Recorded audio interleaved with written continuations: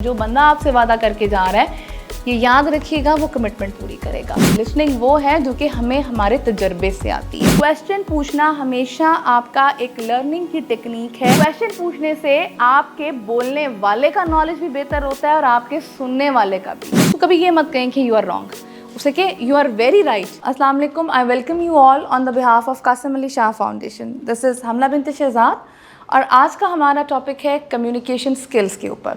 Now before starting a question our presentation, I would like to ask one question. Communication होती क्या है? हम अक्सर बात करते हैं कम्युनिकेशन स्किल्स के ऊपर, कम्युनिकेट करना है इफेक्टिवली। आपके ख्याल में बग़ैर किसी लैंग्वेज को बैरियर बनाए कि हमने इंग्लिश में आंसर करना है, नो, मुझे सिंपल ये बताएं, आप उर्दू में आंसर करें या जिस भी आप मोड में कंफर्टेबल हैं, कम्युनिकेशन होती क्या है अकॉर्डिंग टू यू? मतलब मैं आपसे कोई ऐसी डेफिनेशन नहीं पूछ रही, आपके ख्याल में कम्युनिकेशन क्या है? आपको क्या लगता है कि ये क्या होती है? Sending end receiving messages. आपके ख्याल में? देखो, आज का हमारा जो है ना, इसका जो कुछ असूल हैं हमारे, पहला ये कि आप सब ने एक्टिवली पार्टिसिपेट करना है। मुझे बहुत अच्छी लगती है वो ऑडियंस जो कि क्वेश्चन पूछती है। आपका जहाँ भी कोई क्वेश्चन हो, कोई चीज़ अनक्लियर हो, वहीं पे raise your hand and ask your question, ठीक है?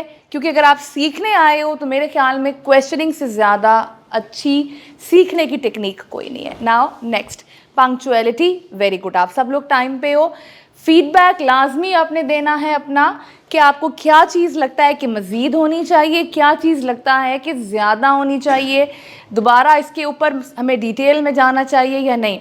देन उसके बाद मोबाइल्स फ़ोन मैंने अपना साइलेंट पे करके लगा दिए है। आई रिक्वेस्ट यू ऑल कि आप लोग भी अपने मोबाइल फ़ोन्स को, छोटा सा सेशन है हमारा 2 आवर्स का, 1.5 और मैक्सिमम 2 आवर्स पे जाएगा, तो आप इसको ज़रा स्विच ऑफ कर दो। लिसनिंग प्रॉपर करनी है, बिकॉज कम्युनिकेशन का एक बहुत इंपॉर्टेंट रोल लिसनिंग के साथ होता है। एंड लास्ट, हमने ऑनेस्टली जो आज सीख के जाएंगे उसको अप्लाई भी करना है। चलें जी, एक तो एक्टिव पार्टिसिपेशन का मैंने आपको बताया, तो अब मुझे बताएं आपके ख्याल में क्या होती है कम्युनिकेशन? गर्ल्स, आपकी साइड से कोई बताएं। बातचीत करना। और कोई बताना चाहेगा कि कम्युनिकेशन क्या होती है? यस। क्या ये सिर्फ और सिर्फ रिटन होती है? इट कैन बी वर्बल भी हो सकती है। वर्बल में स्पीकिंग, अच्छा, वर्बल की जब हम बात करते हैं ना, तो वर्बल में रिटन और स्पीकिंग दोनों आती है। और बल्कि कम्युनिकेशन के बारे में whenever we talk about communication, communication can be verbal, communication can be non verbal. अभी हम देखेंगे कि जिस तरीके से, और आप लोग मुझे खुद बताओगे, आप सब डिफरेंट तरीके से यहाँ बैठे हुए हो, आप आज के लेसन के बाद ये देख कर जाओगे कि हमारा बैठने का तरीका भी क्या चीज़ रिप्रेजेंट करता है। और हमने जब दूसरे कहीं इंटरव्यू के लिए जाना है या कहीं कोई हमसे किसी से डिस्कशन कर रहा है और हमें समझ नहीं आती, समटाइम्स हम कहते हैं कि बात तो उसने ये की थी, हमें तो बिल्कुल नहीं लगा था कि उसने कोई ऐसा बात कहा, लेकिन उसकी बॉडी लैंग्वेज हमें बता रही होती है कि उसने हमारे प्रपोजल को एक्सेप्ट किया है या रिजेक्ट किया है, या हमारा इंप्रेशन पॉजिटिव था या नेगेटिव था। वो क्या क्या चीज़ें हैं जो कि हमें सामने वाले की बॉडी लैंग्वेज को भी पढ़ने में हेल्प करेंगी और हमने अपनी बॉडी लैंग्वेज को भी कैसे इम्प्रूव करना है। सो आज का बेसिकली हमारा जो सेशन है उसमें सबसे पहले हमारे पास कम्युनिकेशन क्या है, उसके हमारे पास प्रोसेस क्या होता है, देन कम्युनिकेशन के डू एंड डोंट्स क्या हैं, वो कौन से काम हैं जो कि कम्युनिकेट करते हुए हमने करने हैं और कौन से काम हैं जो कम्युनिकेट करते हुए हमने नहीं करने। इसके बाद हम देखेंगे कि बेसिकली जब ये डूज एंड डोंट्स हो गए कि आपकी लिसनिंग और हेयरिंग के दरमियान क्या फ़र्क है। नॉर्मली लोग समझते हैं कि हेयरिंग एंड लिसनिंग दोनों जो हमारे पास हैं वो सेम चीज़ें हैं। नो।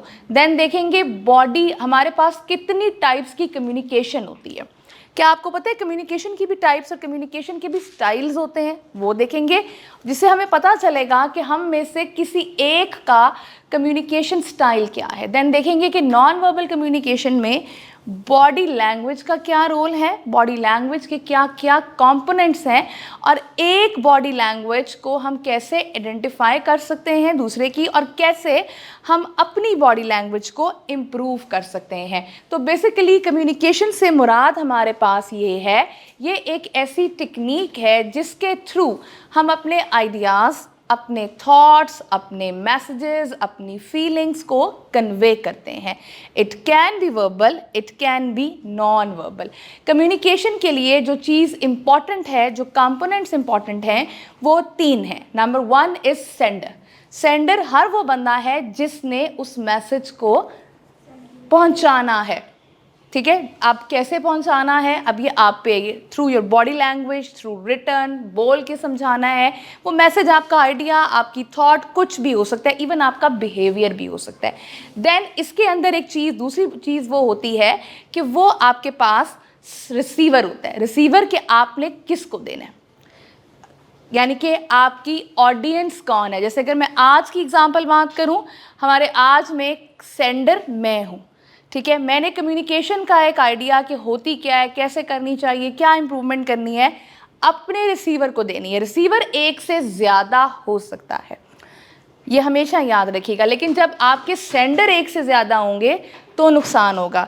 पहला डोंट क्या है, पहला डोंट ये है कि बेसिकली सेंडर को 1 रखना है, क्योंकि जब सेंडर ज़्यादा होते हैं तो प्रॉब्लम ये होती है कि फिर वो आपकी कमांड में यूनिटी नहीं रहती। जब ज़्यादा सेंडर, ज़्यादा तरफ से इंस्ट्रक्शंस आती है तो फिर सारा काम जो होता है वो ऑश पॉश हो जाता है। क्लियर हो गई। तो receiver can be multiple, but sender हमने एक रखना है। दूसरा होता है चैनल। ना कि किस चैनल, चैनल कुछ लोग कहते हैं, कुछ लोग उसको मीडिया कहते हैं। ये यूट्यूब चैनल्स का कॉन्सेप्ट भी जो पिछले 5-7 सालों में निकला है वो इसी तरीके से निकला है कि बेसिकली चैनल मीन जिस मॉड के थ्रू, जिस मीडियम के थ्रू, जिस ट्रांसमीटर के थ्रू अब हमने वो अपनी बात पहुंचानी है। अब वहाँ पे वो जो चीज़ होगी वो आपकी बॉडी लैंग्वेज भी हो सकती है, वो आपका फेशियल एक्सप्रेशन भी हो सकता है, वो आपका लिखने का तरीका भी हो सकता है, वो आपका बोलने का तरीका भी हो सकता है, वो आपका पोस्चर भी हो सकता है कि आप खड़े कैसे हुए हैं, वो आपकी समटाइम्स, क्या आपको पता है कि आपकी फिजिकल अपीयरेंस, जैसे आप किसी जगह पर तैयार होकर जाते हो, वो भी बता रही होती है कि आप इस चीज़ को कितना सीरियसली और कितना नॉन सीरियस ले रहे हो। तो ये सारी चीज़ें जो होती हैं ये वो चैनल होती हैं जिसके थ्रू हम अपनी बात को या अपने मैसेज को from sender to receiver communicate करते हैं। कम्युनिकेशन में एक चीज़ हमेशा याद रखिएगा, कम्युनिकेशन कभी भी ये नहीं कहती कि ये पर्टिकुलरली किसी एक लैंग्वेज पे फोकस करे। कम्युनिकेशन आपको ये नहीं कहता कि आपको इंग्लिश बोलनी ही आनी चाहिए। कम्युनिकेशन ये नहीं कहती। कम्युनिकेशन कहती है हाउ इफ़ेक्टिवली आप अपना मैसेज दूसरे बंदे को डिलीवर करते हो, how effectively you are able to deliver your message to other। अब इसमें लैंग्वेज का बैरियर कम्युनिकेशन में नहीं है, तो कभी भी कम्युनिकेशन को स्पोकन इंग्लिश के साथ रिलेट नहीं करते।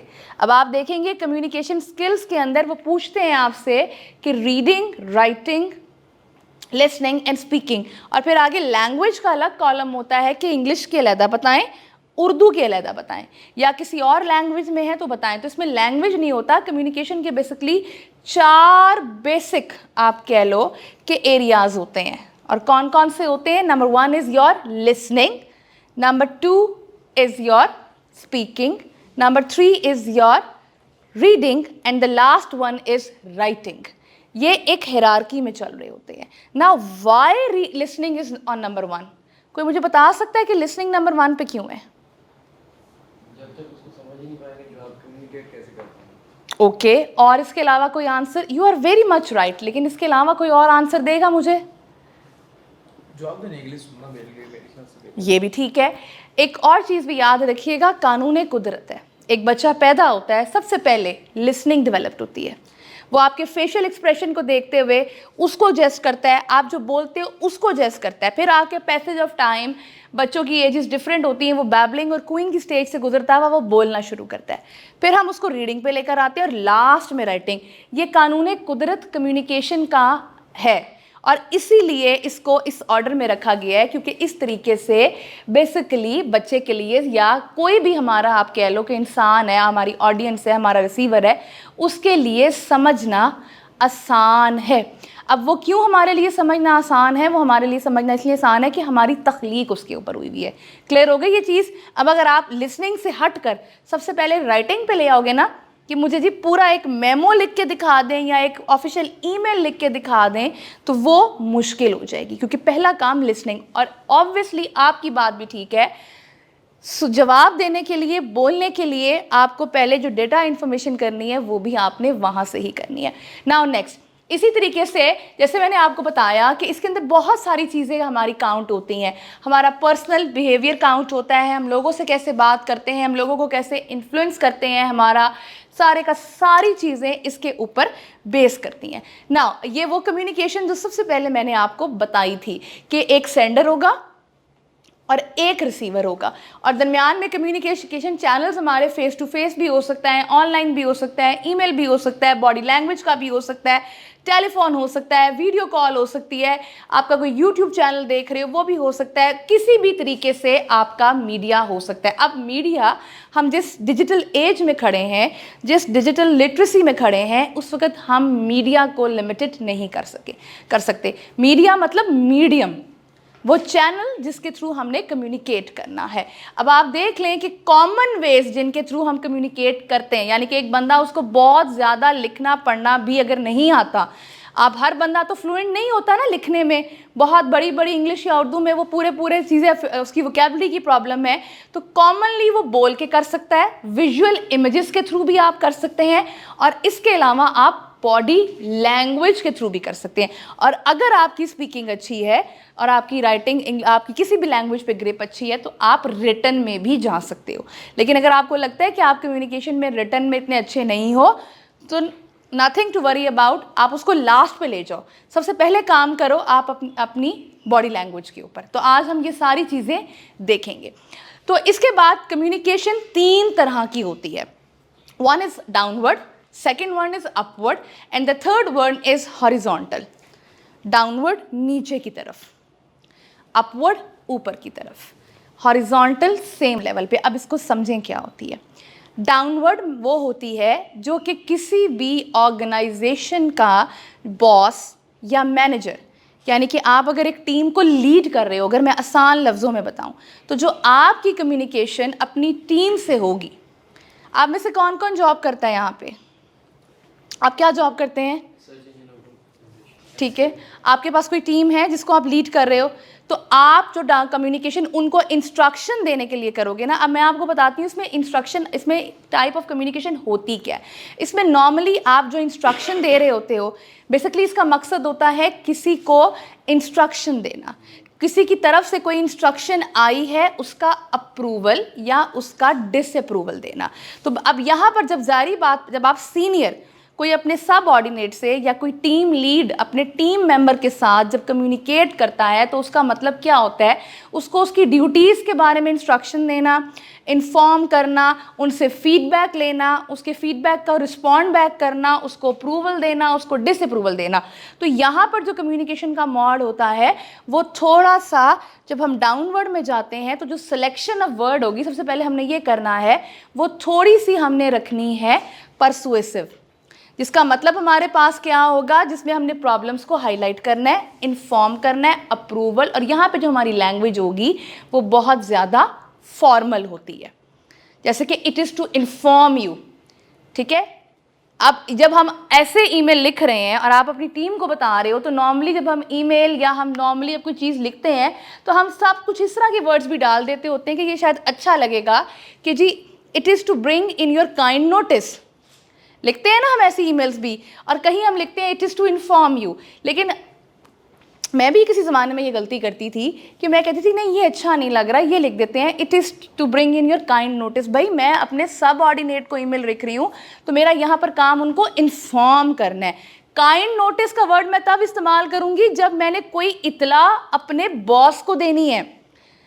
वर्ड दोनों ठीक है, एक ही मकसद पता बयान कर रहे हैं कि मैं आपको बताना चाहता हूँ, दोनों का मकसद यही है, इन्फॉर्म यू का भी और आपके बेसिकली आपकी काइंड नोटिस में ये बात लाने का मकसद दोनों का मैं आपको बताना चाहता हूँ, लेकिन जब मैं अपनी टीम मेंबर्स को इन्फॉर्म कर रही हूँ तो बेसिकली दिस इज इंफॉर्मेशन जो मेरे एंड से उनको जा रही है एज अ इंस्ट्रक्शन। तो यहाँ पर मेरी जो सिलेक्शन ऑफ वर्ड होगी, मैं आपको it is to inform you. लेकिन अगर यही चीज़ अपनी टीम की कोई चीज़ कि मैं किसी को रिप्लेस करना है या उसका कोई काम, या मैं आप अपने किसी इमीडिएट बॉस को डाल रही हूँ, तो वहाँ मैं लफ्ज़ इस्तेमाल करूँगी कि it is bring in your kind notice, यानी कि दोनों का बेसिकली पर्पस इन्फॉर्म करना ही है। लेकिन this is selection of word कि डाउनवर्ड में मैं इन्फॉर्मेशन पे जा रही हूँ, लेकिन अपवर्ड होता है अपने से इमीडिएट से बात करना।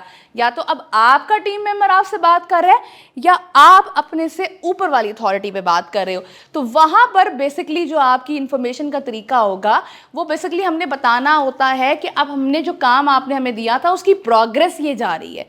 तो वहाँ पर हमारा जो सिलेक्शन ऑफ वर्ड्स होगा वो डिफरेंट होगा। अब ये दोनों में चीज़ें आपको क्लियर समझ आई? क्लियर हुआ कि दोनों का मकसद एक ही है कि it is to bring in your kind notice या इट इज़ टू इन्फॉर्म। लेकिन जब मैं अपने टीम मेंबर को बताऊंगी तो इट इज़ टू इन्फॉर्म, लेकिन जब मैं अपने किसी सुपरवाइजर को पे जा रही हूँ तो मैंने आपका ये वर्ड की सिलेक्शन बदलनी है। कुछ पैराफ्रेजिंग में इस तरह के आगे एग्जाम्पल्स भी हैं। अब हॉरिजॉन्टल क्या होती है?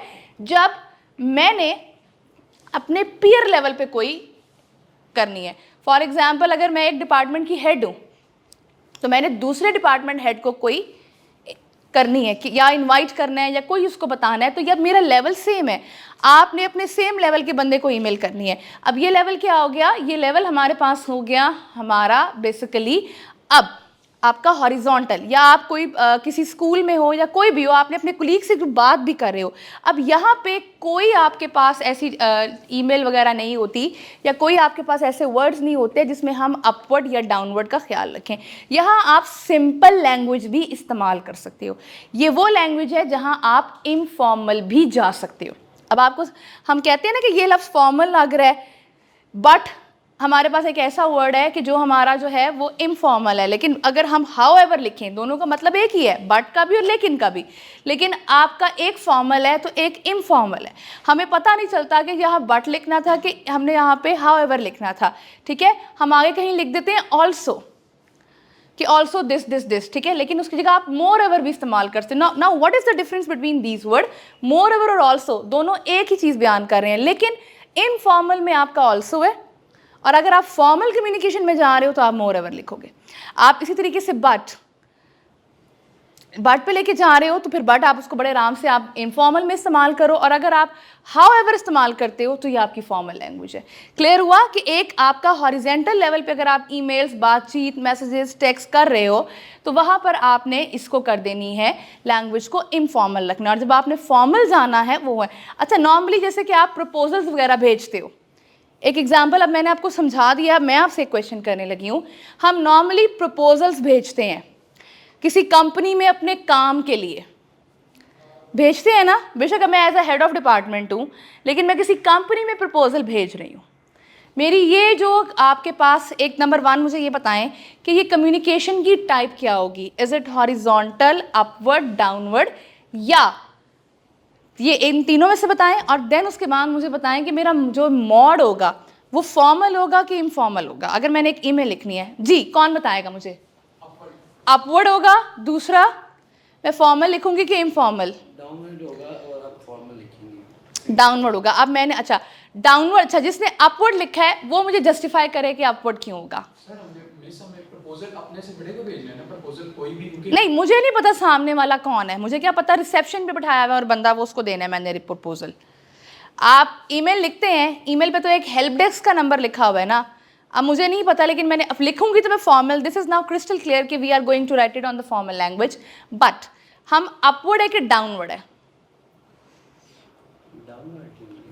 यहां पे देखें, सीकिंग अप्रूवल्स, प्रपोजल भेजने का मकसद क्या था? हमने अप्रूवल लेना है, ठीक है, और दूसरे ने हमें देना है, ठीक है। जैसे कि मैंने आपको पहले बताया कि आप जब कि डाउनवर्ड कम्युनिकेशन करते हो तो डाउनवर्ड कम्युनिकेशन में हम बेसिकली अप्रूवल देते हैं, ठीक है। अब जिसने डाउनवर्ड कहा है, डाउनवर्ड होगा जिसको भेजा गया है उसके लिए। अब मैंने तो भेजा है तो वो वहाँ पे अपवर्ड होगा। क्लियर हुआ बात? आपने बिल्कुल ठीक की थी कि अपवर्ड है, लेकिन अब इसका रीज़न समझो कि अपवर्ड का मतलब होता है कि हमने किसी चीज़ की परमिशन लेनी है, अप्रूवल लेना है, और दूसरा जो आपकी डाउनवर्ड होती है उसमें ये होता है या तो आप चीज़ अप्रूव करते हो या चीज़ रिजेक्ट कर देते हो। तो हमें नहीं पता सामने वाला कौन है, वो हमारे पास डाउनवर्ड में है और हम यानी कि हमने उसको यहाँ से जो भेजना है वो भेजना है अपवर्ड में। हमें नहीं पता सामने वाला हमसे सीनियर डेजिग्नेशन में है या सामने वाला हमसे जूनियर डेजिग्नेशन में है, लेकिन हमारा मकसद यहाँ पर क्या है कि हमने बेसिकली अप्रूवल लेना है। प्रपोजल का मतलब तो यही है ना आपका, तो वहाँ पर हमारा जो मोड ऑफ कम्युनिकेशन होगा फॉर्मल, और वो जिस कैटेगरी में फॉल करेगा वो फॉल होगा आपका अपवर्ड। क्वेश्चन है आपका? नहीं प्लीज़ अगर है तो पूछो। नहीं मेरा ये था, अब मैंने तो ये क्या था भेज रहा हूँ, मैं तो अपर लेवल पे भेज रहा हूँ ना, डाउन को मैं भेज रहा हूँ, तो मैं तो डाउन में इसके फॉर्मल में बात करूँगा, डाउन लैंग्वेज में। ये देखो, जब कोई बड़ा छोटे को भेजता है नीचे की तरफ जा रही है तो ये आपकी डाउनवर्ड है। डेफिनेटली मेरे सामने क्लाइंट है तो वो तो डाउन नहीं है ना, उसको तो कुछ नहीं पता मेरी फील्ड में क्या काम मैंने इसका करना है, उसको तो वी नेवर नो। लेकिन जब हमने किसी से अप्रूवल लेना होता है ना, अप्रूवल की कैटेगरी जो होती है ना वो अप में आती है। ये मतलब किसी का जब हमें अप्रूवल चाहिए होता है तो it is always in the category of up. जब हमने किसी को देना है या नहीं देना तो उसका मतलब है हम नीचे जा रहे हैं। जब हम किसी से ऊपर यानी कि हम सीख ऊपर की तरफ कर रहे हैं कि हमें दो, इसकी एग्जांपल आप यहाँ से ले लो। नाउ अब अफेक्टिव कम्युनिकेशन के लिए क्या होता है? अफेक्टिव कम्युनिकेशन के लिए कुछ चीज़ें आपने सबसे पहले याद रखनी है। सबसे पहली चीज़ जो आपने अफेक्टिव कम्युनिकेशन के लिए याद रखनी है, आपके अंदर किसी भी किस्म का डर है ऑडियंस को फेस करने का, या किसी भी किस्म को आपको लगता है कि आप नहीं ये काम कर पाओगे, तो सबसे पहले आप अपने फियर को कंट्रोल करो। फियर को कंट्रोल करने का आपको लगता है कि आप लोगों को नहीं बोल सकते। नॉर्मली लोगों में प्रॉब्लम ये होती है कि लोग वैसे तो बोल लेते हैं, दे हैव मल्टीपल थॉट्स, उनको बहुत सारे बातें आती हैं, लेकिन वो ऑडियंस को फेस नहीं कर पाते। एक जो फियर होता है वो बेसिकली स्टेज का होता है। सबसे आसान हल, हम सबके घर में मिरर है। कभी मिरर में देख के बातें की हैं किसी ने अपने आप से? की हैं? कितनी दफ़ा की हैं? ज़्यादा करें, रोज़ करें। और अब वो बातें करने के अलावा जो आप प्रेजेंट करना चाहते हैं ना मिरर के आगे, वो बोलें। आपको ऐसा फील होगा कि कोई आपको देख रहा है। आपकी जो हेजिटेशन होगी, जो आपका आई कांटेक्ट आप मिस करते हो, वो आपको वहाँ पता चल जाएगा कि आप क्या करें। और कोशिश करो कि अपने आप को शीशे में देखते हुए अपनी आंख से आंख मिलाकर बात करो।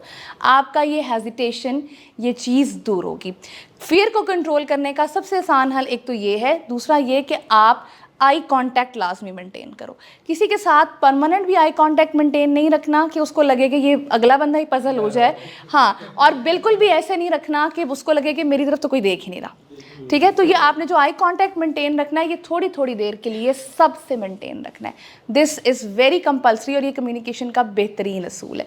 देन उसके बाद ज़्यादा से ज़्यादा सुने और पहले अगले बंदे की बात पूरी कंप्लीट होने दें, सुने, अफेक्टिव लिसनिंग, एंड देन उसके बाद आप अपनी बात शुरू करें, आपको पता चल जाएगा। देन अपने पॉइंट्स को, अगर आपको लगता है कि आपसे कोई क्वेश्चन पूछ रहे हैं और आपने उसको जवाब देना है, आपने चलो ठीक है आप लिसन तो कर रहे हो, लेकिन साथ साथ मल्टीटास्किंग करते हुए यहाँ पर अपने पॉइंट्स को गैदर करना शुरू कर दो कि ये ना हो कि आपको पता ही ना हो कि मैंने कहाँ से बात शुरू करनी है। तो पहले अपने पॉइंट्स के मैंने शुरू यहाँ से करना है, मैंने एग्जाम्पल कौन सी देनी है। आप कहीं प्रेजेंट करना चाह रहे हो, कहीं प्रपोजल लिख रहे हो, कुछ भी चाह रहे हो, कम्युनिकेशन स्किल आपको प्रेजेंटेशन में भी बहुत हेल्प करती है, जहाँ पर आपने अपनी मैनेजर्स को अपनी प्रेजेंटेशंस देने होते हैं। देन आपकी रिसर्च इतनी पक्की होनी चाहिए कि आपको पता है होना चाहिए कि जो कंटेंट मैंने दिया है दैट इज़ ऑथेंटिक। अगर आपने ऐसे ही 4-5 जगहों से डाटा उठाया है और बस ऐसे ही डाल के दे दिया है तो आपको तो पता ही नहीं है। रिसेंटली मेरी ऑर्गेनाइजेशन में ऐसी एक एग्जांपल हुई है। हमारे एक प्रोजेक्ट डायरेक्टर थे, उन्होंने हम सब से हमारे डिपार्टमेंट्स का डाटा मांगा। मैं आपको ये बड़ी रियल टाइम एग्जांपल देने लगी हूँ। हमने उनको प्रेजेंटेशन बना के दी और जब तमाम हेड्स बैठे हुए थे, उन्होंने एक हेड से पूछा कि इसकी कोई वेबसाइट है, एंड ही सेड नहीं, इसकी कोई वेबसाइट नहीं है। उन्होंने कहा कि अगर मैं यहाँ खोल के दिखा दूँ तो? कहते हैं वो आगे से नहीं, इधर तो नहीं है। उससे तो साथ ही से स्क्रीन पे लगा हुआ था, तो गूगल करके ना उसने कहा हाँ सर है तो सही, लेकिन ये अपडेटेड नहीं है। सर ने आगे से उन्होंने आगे से क्या जवाब दिया, उन्होंने कहा आपको पता है कि आपकी इस इन्फॉर्मेशन पे बिलीव करते हुए मैं आगे चला गया था और उन्होंने मुझे ये खोल के दिखा दी। सो जब तक आपको अपनी इन्फॉर्मेशन पे बिलीव नहीं होगा, आप ये याद रखिए कि आपकी वहाँ पे डिसरिस्पेक्ट होने के या आपको डांट पड़ने के या आपकी इंसल्ट होने के चांसेस हैं। मैं आपको कॉपी पेस्ट करने से या इस किस्म के काम करने का से मना नहीं करूँगी, लेकिन मैं कहूँगी ऑब्वियसली अगर हमें गोरे ने वो नैनो सेकंड्स के अंदर चीज़ों को गूगल पे डालता है, आप ज़रूर लें, आप ज़रूर पढ़ें, उसको से हेल्प लें, लेकिन एक दफ़ा उसको पढ़ें। जहाँ जहाँ से आपने कंटेंट लिए उसको एक बार पढ़ के देखें क्या वो हमारे कल्चर के साथ, हमारी जिस टेक्निक के साथ 100% मैच हो रहा है। अगर ऐसे ही हम आगे भेज देंगे ना तो पता है क्या होगा, क्रॉस क्वेश्चनिंग में हम फंस जाएंगे। क्रॉस क्वेश्चनिंग में फिर जब वो चीज़ हम जस्टिफाई नहीं कर पाएंगे, या तो अगर किसी को पता नहीं चला और अगर आगे से कोई मेरे जैसा बंदा हुआ तो उसने कहना है कि जब काम लेने का टाइम आएगा और आपने वो काम नहीं दिया तो मैंने कहना है आपने लिखा तो हुआ था, किधर है? क्योंकि लोग पढ़ते नहीं हैं। और कोशिश करें कि जो मैसेज आप दे रहे हैं वो जितने भी आपके मेजर पॉइंट्स हैं उनको रिपीट करें। जो कि आपको लगता है कि ड्यूरिंग प्रेजेंटेशन आपने बोलने हैं वो आपके या तो किसी में नीचे आपने कोई पीपीटी बनाई हुई है उसमें कोई आपने इंपॉर्टेंट पॉइंट्स में डाल लें, या कहीं आपको इतनी ज़्यादा आपकी उन पे ग्रिप होनी चाहिए कि आपकी वो फिंगर टिप्स पे होनी चाहिए।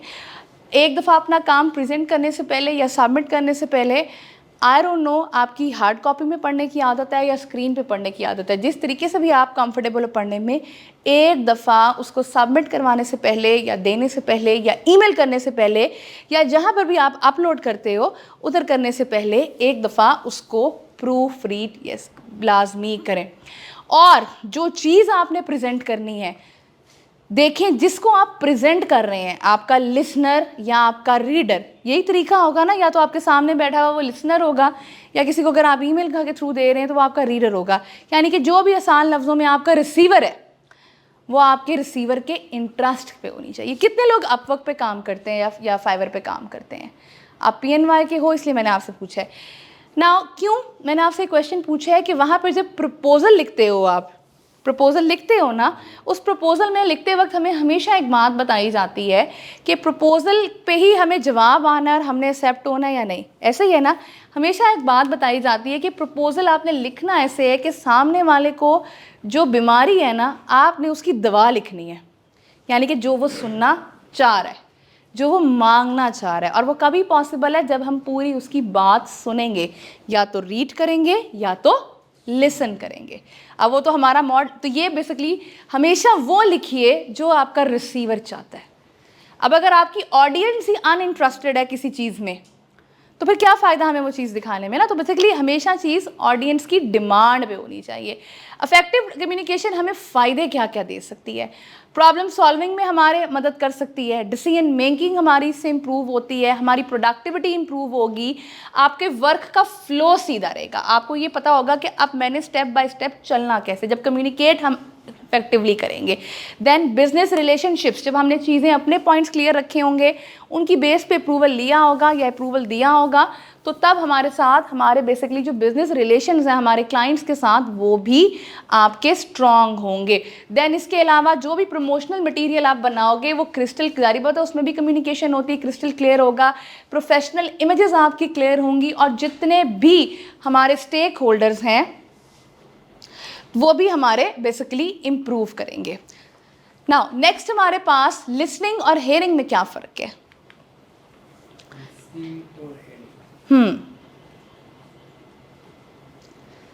मेरे ख्याल से इतना कान से सुनते सारे कान से ही हैं, लेकिन इतनी जोर से भी नहीं बोलना चाहिए कि उसके कान भी। ठीक है, एंड व्हाट अबाउट लिसनिंग? मुझे यार भी सुन रहे हैं, दूर से भी सुन रहे हैं, पास से भी। मसला आपका इसमें हल करती हूँ कि listening is basically a physical process. ये हमारी एक सेंस है जो अल्लाह ताला ने हमें या तो दी है या तो नहीं दी। अगर हमें नहीं दी तो बेसिकली हम डेफ हैं, ठीक है। Hearing is basically a mental process, ठीक है। फिजिकल एबिलिटी है, हमें सुनने की सलाहियत है, this is basically hearing. Listening is something mental process, उसको कॉम्प्रीहेंड करना, उसको अंडरस्टैंड करना। Listening is something intellectual, listening वो है जो कि हमें हमारे तजर्बे से आती है। हेयरिंग वो है जो हमें बाय बर्थ मिलती है। आप सब सुन सकते हैं, आवाज़ सुन सकते हैं। एग्जाम्पल, एक बच्चा है, आप वो पैदा हुआ है, हमें पता चलता है ये सुन रहा है, ये ठीक है, दिस इज़ हेयरिंग, लेकिन वक्त के साथ साथ वो हमारी बात सुनकर उसको रिपीट करेगा, जवाब देगा, प्रोसेस करेगा, सोचेगा, this is listening. So basically listening is basically a mental process. ये सीखने से आता है, ये एक स्किल है और ये इंटेलेक्चुअल है। जबकि आप क्लियर हो गई ये चीज़।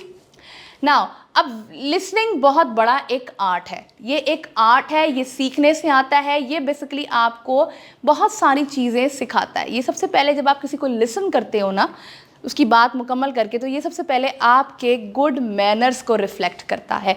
दूसरे की इंस्ट्रक्शन, खासकर अपने सुपरवाइज़र की या अपने सबऑर्डिनेट की जो इंस्ट्रक्शन होती है, जब हम सुनते हैं तो ये हमारी कॉम्पिटेंस और हमारी परफॉर्मेंस को भी बेसिकली बेहतर बनाता है। पुअर लिसनिंग स्किल हमेशा हमें हमारे काम में डिज़ास्टर्स की तरफ लेके जाएगी, क्योंकि लिसनिंग का मतलब ये कि बस हम सुन लिया जो आपने कह दिया, लेकिन एक्चुअली जब हम ध्यान से सुनेंगे, लिसन करेंगे प्रॉपर, इधर इंटेलेक्चुअली इसको प्रोसेस करेंगे, तो हमें पता चलेगा कि सामने वाला चाह क्या रहा है। जब वह पता ही नहीं होगा तो फिर डिज़ास्टर्स होंगे। आपके सोशल रिलेशन, कन्वर्सेशन, ये सारी चीज़ें बेहतर बना सकती है आपकी बेसिकली लिसनिंग। नाउ जब हम लिसनिंग के बारे में बात करेंगे तो उसके बाद लिसनिंग टेक्निक्स को हम 3 तरीके से बेहतर बना सकते हैं। Number 1 paraphrase, number 2 question and number 3 summarise. Now what is paraphrase? Paraphrasing ये कहती है अपनी बात को अगर दूसरे को समझ नहीं आई, ठीक है, तो उसको आसान लफ्ज़ों में रिपीट करें। जैसे कि मुझे अगर मैंने आपको कोई इंस्ट्रक्शन दी है और आपको नहीं समझ आई, तो मेरा काम है कि बीइंग अ स्पीकर कि मैं उसको दोहराऊं आसान लफ्ज़ों में। यानी कि आसान लफ्ज़ों में जब हम किसी स्टेटमेंट को री-राइट करते हैं या री-स्पीक करते हैं, that is called paraphrasing. Paraphrasing में की कुछ एग्जाम्पल में ये दी हैं, जैसे कि इन अदर वर्ड्स, मुझे ये समझ आई है आपकी बात की, मेरा ख्याल है कि आप ये कहना चाह रहे हो। जैसे अगर आपको मेरी बात समझ नहीं आई ना, तो आप वहीं मुझसे पूछो या अपने इमीडिएट बॉस से, जो भी आपको बात कह रहा है, कि सर आप ये कहना चाह रहे हैं। मे बी वो कुछ फैंसी वर्ड्स, वो कोई डिफ़िकल्ट वर्ड्स यूज़ कर रहे हो जिसका मीनिंग हमें ना पता हो, बट इतनी ऑडियंस के सामने हम नहीं पूछना चाह रहे कि ये इस वर्ड का मीनिंग क्या है। तो आप उसको जो आपको समझ आया है, इसमें क्वेश्चन पूछने में हमेशा याद रखिएगा कभी कोई बुराई नहीं होती। क्वेश्चन हमेशा कभी ये नहीं शो करता कि ये सामने वाला बंदा जो है ये जो है वो इंटेलिजेंट है, इसको बात समझ नहीं आई, ये डम है। नो, ये कभी ये चीज़ शो नहीं करती। क्वेश्चन पूछना हमेशा आपका एक लर्निंग की टेक्निक है। पूरी दुनिया में इस टेक्निक को लर्निंग बाय आस्किंग के नाम से जाना जाता है, कि आप देखें, पूछें। क्वेश्चन पूछने से आपके बोलने वाले का नॉलेज भी बेहतर होता है और आपके सुनने वाले का भी। हमेशा क्वेश्चन पूछें, जो चीज़ नहीं समझ आई उसको अपने, क्या आप ये कहना चाह रहे हो, या मुझे जो आपकी बात समझ आई है उसका मतलब ये है। जैसे कि सबसे पहले मैंने आपसे कम्युनिकेशन का पूछा, आप सब ने अपना अपना दिया। अगर मुझे लग रहा था कि ये इनकम्प्लीट है तो मैंने उसके अंदर एक पॉइंट और ऐड कर दिया। ये टेक्निक अगर आप रखेंगे, आप कभी भी कोई अगर आपसे भी आपका सब ऑर्डिनेट पूछता है, तो मैं यहाँ पर आपको कम्युनिकेशन की टिप देती हूँ, उसको कभी ये मत कहें कि यू आर रॉन्ग, उसे कि यू आर वेरी राइट, लेकिन और भी इसमें कुछ चीज़ें ऐड करें। ऐसे आप करेंगे। इसी तरीके से मैंने जो सुना है उसके मुताबिक मेरा मसला मुझे लगा है, सॉरी मैं आपकी बात काट रही हूँ, लेकिन मुझे सिर्फ एक बात बता दें कि मुझे समझने में थोड़ी सी मुश्किल हो रही है, क्या आप ये कह रहे हैं। ये चीज़ें पैराफ्रेजिंग में हमें हेल्प करेंगी। Now next summarising. समराइजिंग कहती है कि आपने उस बात का बेसिकली अब कॉन्टेक्स्ट निकालना है, उसकी जिस्ट निकालनी है कि ये जो इतनी लंबी बात हुई है, ये बात हुई क्या है, ख़त्म करना है बात को। क्लियर हो गई बात को अब क्लोजअप की तरफ लेके जाना है। तो समराइज यानी कि समरी। हम सब मैट्रिक में डैफोडिल्स की समरी को रट्टा लगाते थे ना, क्यों लगाते थे डैफोडिल्स की समरी को रट्टा? पता होता नहीं था क्या है, लेकिन मतलब खुलासा। ठीक हो गया। जैसे खुलासे में अगर मैं बात करूं, ठीक है, कि मैं आप सबसे कहती हूँ कि हमें हॉली प्रॉफिट हज़रत मोहम्मद सल्लल्लाहु अलैहि वसल्लम की बारे में खुलासे में कुछ बताएंगे, तो हम कहेंगे सादिक और अमीन। दिस इज़ खुलासा ऑफ द लाइफ, ऑनेस्टी। तो बेसिकली जो बात हुई है, जो मिनट्स ऑफ द मीटिंग बनाए जाते हैं, आप में से कभी किसी ने मिनट्स ऑफ द मीटिंग लिखे हैं? आपको ईमेल पे तो आते होंगे जब आप अपनी अपनी ऑर्गेनाइजेशन में काम करते होगे। मिनट्स ऑफ द मीटिंग होते क्या हैं, पहले सुन लो। मिनट्स ऑफ द मीटिंग ये होते हैं कि आपकी मीटिंग्स होती हैं ऑफिस में, उस मीटिंग में ये बात हुई, ये बात हुई, ये बात हुई, 4 घंटे बैठ कर आए हो, उसकी समरी।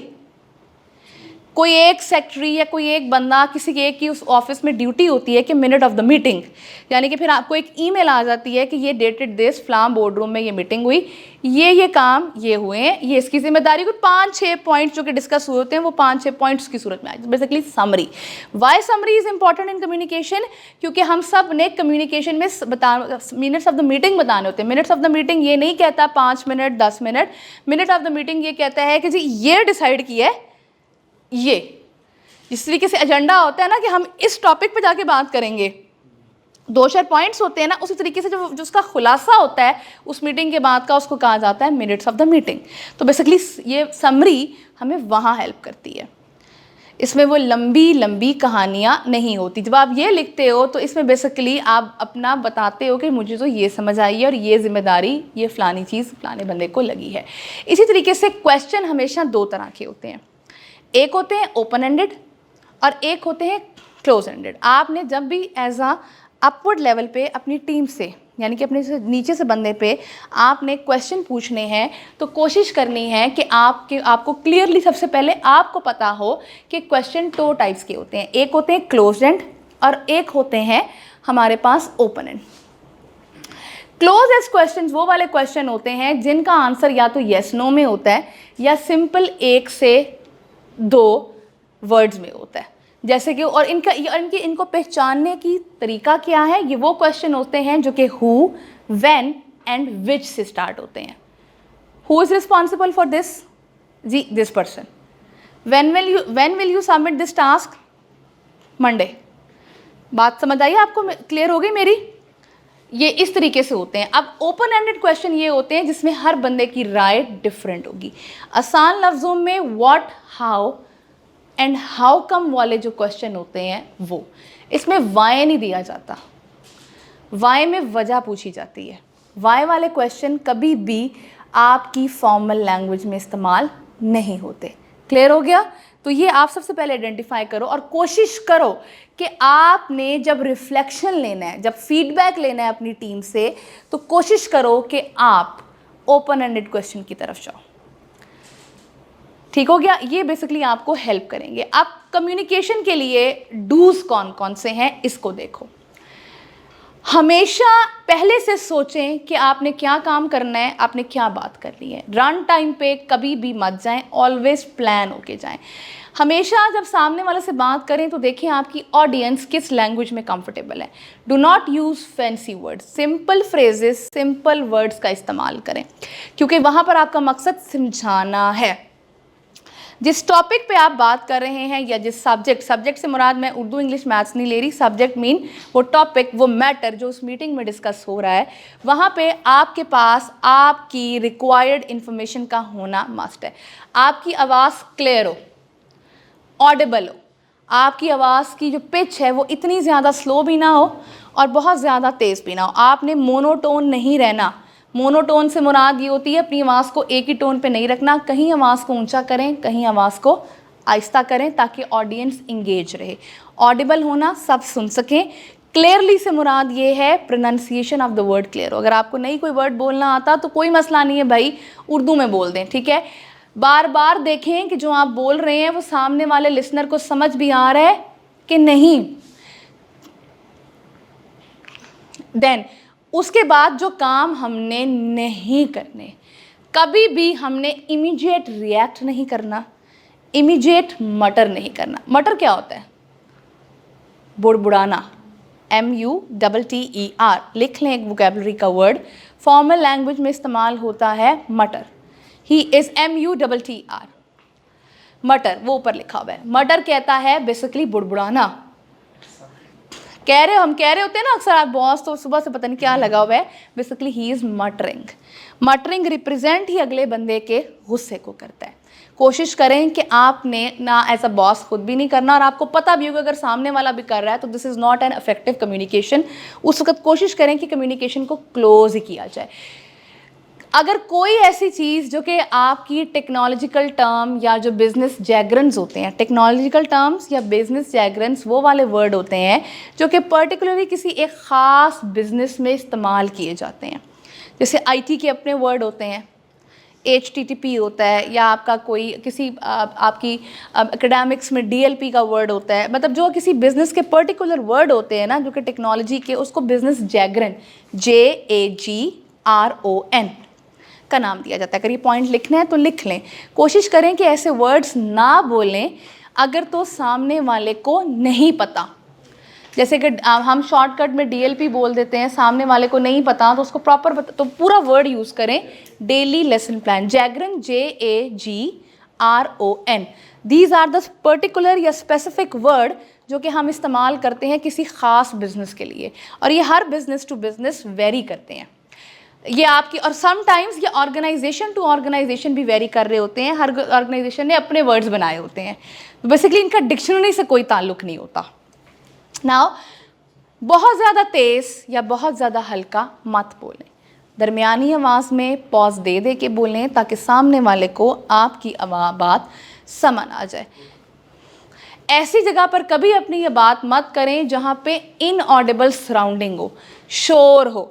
मीटिंग्स करनी है, मैसेज कन्वे करना है, रूम्स, सेमिनार हॉल्स, जो भी आपके ऑफिस में ऐसे रूम है वहाँ पे करें। ऐसे पैसेज वे में या हॉल में जहाँ लोग और काम कर रहे हैं वहाँ पे ऐसी सराउंडिंग में बात कभी भी ना करें। कभी भी ये अज्यूम ना करें कि हर बंदे को आपकी बात समझ आई है। जब आप बात करने लगें तो आपने ये अज्यूम करके जाना है कि शायद सामने वाले को मेरी बात समझ ना आए, मुझे बात को पैराफ्रेज करना पड़ेगा, मुझे बात को समराइज़ करना पड़ेगा, मुझे बात को बार बार रिपीट करना पड़ेगा। इस तरीके से जब भी बात कर रहे हो तो कोशिश करें कि आई कांटेक्ट को मेंटेन करें। इधर उधर मत देखें, ऐसे देख कर यूं करते हुए बात मत करें। ये एक डिज़ास्टर है। इससे सामने वाले को भी आपकी बात समझ नहीं आएगी और ये आपकी बॉडी लैंग्वेज का भी एक अच्छा इम्प्रेशन नहीं देगा। अगर आप सुन रहे हैं तो जो बोल रहा है उस वक्त उसको इंटरप्ट मत करें, ये अच्छी चीज़ नहीं होती। अपनी कम्युनिकेशन को इम्प्रूव करने के लिए अपनी लैंग्वेज, अपनी प्रोनाउंसिएशन पे काम करें। सबके पास मोबाइल फ़ोन है। Yes. कोई वर्ड अगर आपको लगता है कि आपको नहीं पता कि इसको कैसे बोलते हैं तो आप सिंपल उस वर्ड को लिखें और आगे लिख दें how to pronounce that word. वो माइक के साथ गूगल आपको दिखा देगा बोल के कि उसकी एग्जैक्ट प्रोनाउंसिएशन क्या है। तो बेसिकली टेक्नोलॉजी का इस्तेमाल अपनी प्रोनाउंसिएशन, अपनी वॉइस, अपनी बॉडी लैंग्वेज को इस्तेमाल करें। ज़्यादा पढ़ें, ज़्यादा सुने, आपकी बेसिकली चीज़ें खुद इम्प्रूव होंगी। क्वालिटेटिव पीपल्स के जो लोग होते हैं, क्वालिटेटिव पीपल होंगे आपके इर्द गिर्द जो सराउंडिंग में, उन लोगों के साथ इंटरेक्ट करें, उनकी वीडियोस देखें, उनकी बात, ताकि आपको क्वालिटी की चीज़ें मिलें। अपना टॉपिक ऑफ डिस्कशन जो आपने देना है उस पर प्रॉपर रिसर्च करें, काम करें, सोचें। इसके बाद कभी भी बहुत ज़्यादा फास्ट मत बोलें, सिंपल और ईजी वोकैबुलरी अपनी जो भी चीज़ आप बात करें उसमें रखें ताकि ज़्यादा से ज़्यादा ऑडियंस आपको समझ सके। अब कम्युनिकेशन के स्टाइल्स होते हैं। एक होती है पैसिव कम्युनिकेशन। पैसिव कम्युनिकेशन ये वाली आपके पास बेसिकली आप कह लो कि आपकी कम्युनिकेशन होती है जिसमें आपकी मोस्ट सेफ कम्युनिकेशन होती है। इस कम्युनिकेशन में हम बेसिकली जब बात कर रहे होते हैं तो बेसिकली हमारा मकसद होता है हमने कॉन्फ्लिक्ट्स को अवॉइड करना है। मतलब इसमें सिंपल जो लोगों की, कैसे पता चलेगा कि ये बंदा पैसिव कम्युनिकेटर है या आपके सामने जो बंदा बैठा हुआ है ये किस किस्म का कम्युनिकेटर है, वो आपको कुछ इस तरह के जवाब देगा। I don't know, what ever you think, what ever you want, जैसे आपकी मर्जी, आप जो कहेंगे हम वो करेंगे। I will go with what ever the group decide. आप कहाँ इंटरेस्टेड नहीं है बात, मतलब बात ख़त्म करना है। It doesn't matter to me, I don't care. यानी कि वो कॉन्फ्लिक्ट में नहीं पढ़ना चाहता। अब जारी बात है जब आप अपनी राय दोगे तो कॉन्फ्लिक्ट भी आएगा, लॉजिक भी आएंगे, रीज़न भी आएंगे। ये अच्छा, अब ये चीज़ें आपको कहाँ हेल्प करेंगी? ये आपको हेल्प करती हैं, ये मैं आपको क्यों बता रही हूँ, इसको बताने का मकसद समझें। ये मैं आप लोगों को इसलिए बता रही हूँ कि आप जब बात कर रहे होते हो अपने ऑफिस में या समटाइम्स अपने बॉस से, अपने उस्ताद से भी, आपको ये वर्ड बताएंगे कि सामने वाला ने आपका बात माननी भी है कि नहीं माननी। एग्जैक्टली इसकी पिक्चर ले लो, इसका कुछ ले लो, और फिर आपने अपना रद्द अमल, अपनी बात को कैसे बदलना है, ये इसने बेसिकली वहाँ पर आपको हेल्प करनी है। नाउ एग्रेसिव, ये वो बंदा होगा जिसका मकसद ये है नो, ठीक हो गया, जस्ट नो। ये वो बंदा है जो ये समझता है कि जो मैंने कह दिया वो बिल्कुल ठीक है, आप गलत हैं। ऐसे तजर्बे मुझे बहुत हुए हैं, मेरे ऑफिस में भी ऐसे बंदे हैं ऑनेस्टली स्पीकिंग जो मेरे जूनियर हैं, but they think they have 20 years of experience, although I have 18 years of experience, but they are 22 years like elder than me. They think they are right. उनकी एक ही स्टेटमेंट होती है कि हमारे office में right people for the right place नहीं है। मैं बड़ा हंसती हूँ क्योंकि वो right people of the right place वो मेरे लिए बात कर रहे होते हैं, क्योंकि एज का फ़र्क है, ठीक है। मैं बड़ी हंसती हूँ, तो वो हर वक्त यही कह रहे होते हैं, नहीं इसको ऐसे नहीं, मतलब नहीं नहीं नहीं नहीं नहीं नहीं, बेचारे, मतलब ऐसे लोग भी होते हैं। और अच्छा, इन बेचारों की एक मजबूरी समझें, ये वो लोग होते हैं जो किसी न किसी वजह से ग्रो नहीं कर पाए होते, ये स्ट्रगलर्स होते हैं। इनकी ये डेफिनेशन सबसे पहले समझनी है, ये नहीं होती कि ये बड़े मैच्योर होते हैं, नो, ये कहीं ना कहीं स्ट्रगलर्स होते हैं, जिसकी वजह से वो स्ट्रगलर जो इनकी साइकी होती है वो इनको अग्रेसिव कम्युनिकेशन पे ले जाती है।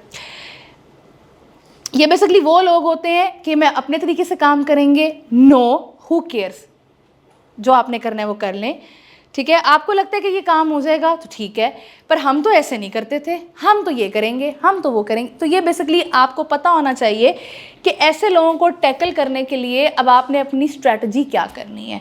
इनको टैकल करने का तरीका ये, आप ठीक कह रही हैं, आपका तजर्बा है, लेकिन मेरा ख्याल है कि अगर हम ऐसे कर लें, वो कहेंगे नो, लेकिन आप कहोगी नहीं, वो पुराने वक्त की बात है, तब ये ठीक था, अब हम ये करेंगे।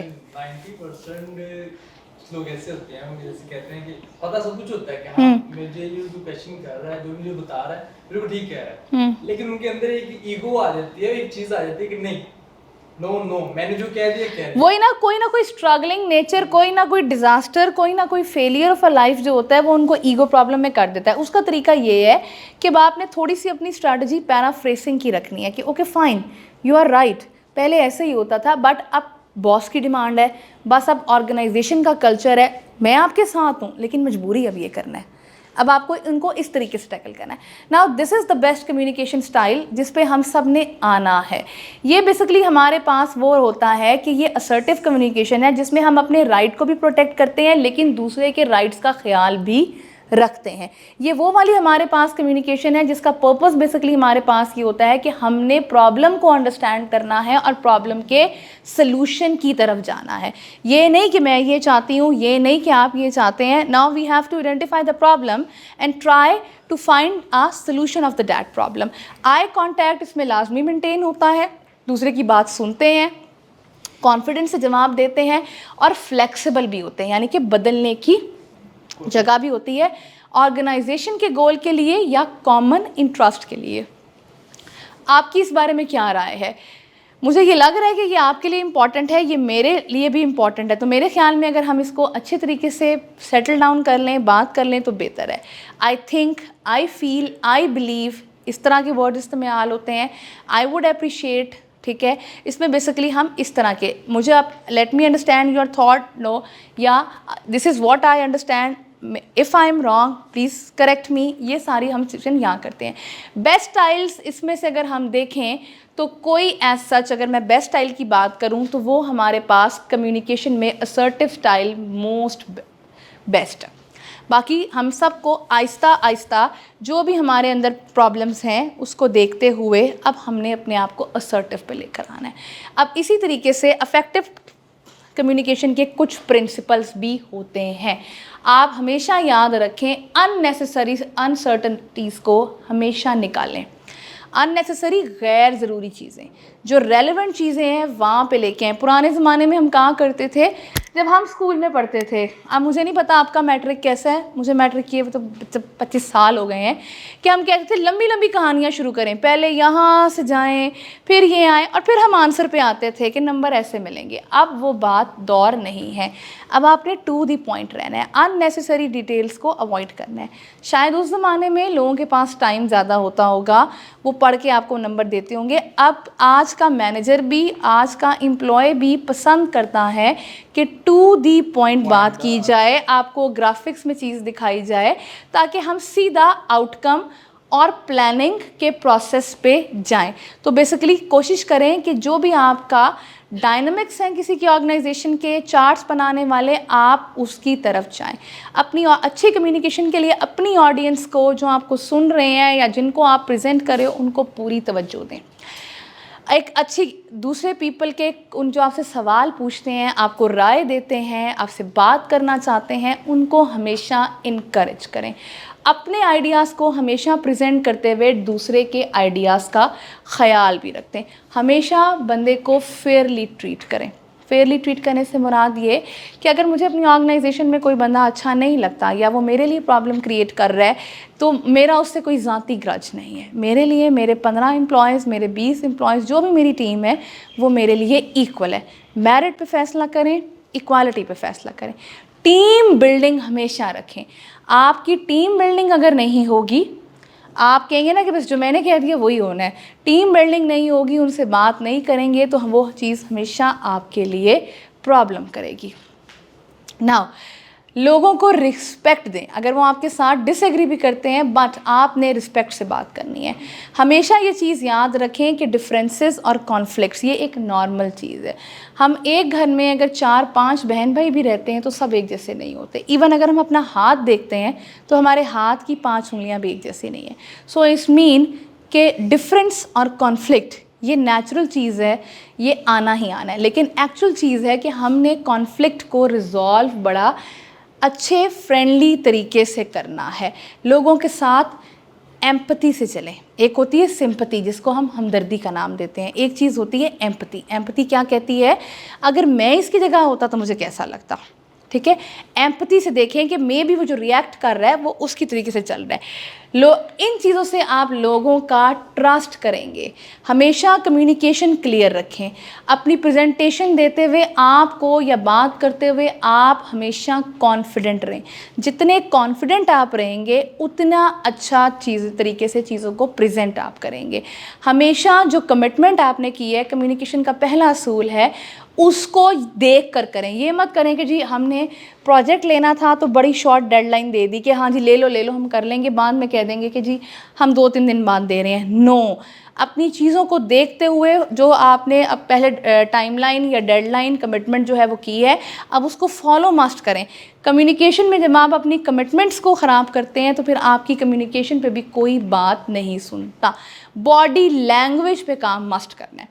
बॉडी लैंग्वेज में काम मस्ट करना है, और ये अब हम शुरू करने लगे हैं। जेन्युइनली स्माइल करनी है, आई कांटेक्ट मेन रखना है, अपनी अपीयरेंस का ख्याल रखना है कि हम कैसे जा रहे हैं। ठीक है, लोग बात करते हुए सेम जेंडर में एक दूसरे से ऐसे कंधे पे हाथ रख कर बात करते हैं। कोशिश करें कि अननेसेसरी ये जो फिज़िकल टच है इवन सेम जेंडर में भी हम मत करें। ना अब चलते हैं non verbal communication. Non verbal communication के बारे में जब हम बात करते हैं तो नॉन वर्बल कम्युनिकेशन विदाउट आपकी कह लो कि बोले या विदाउट लिखे जो कम्युनिकेशन होती है वो हमारी नॉन वर्बल कम्युनिकेशन होती है। 93% जो कम्युनिकेशन होती है ना, हमेशा याद रखिएगा, जो अगला बंदा एज्यूम करता है वो नॉन वर्बल होता है।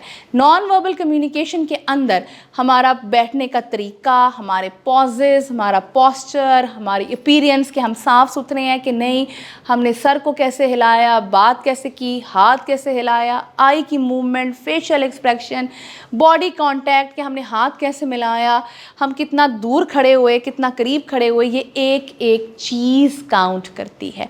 Physical appearance, your hairstyle, your dress sense, ये बहुत ज़्यादा मैटर करती है।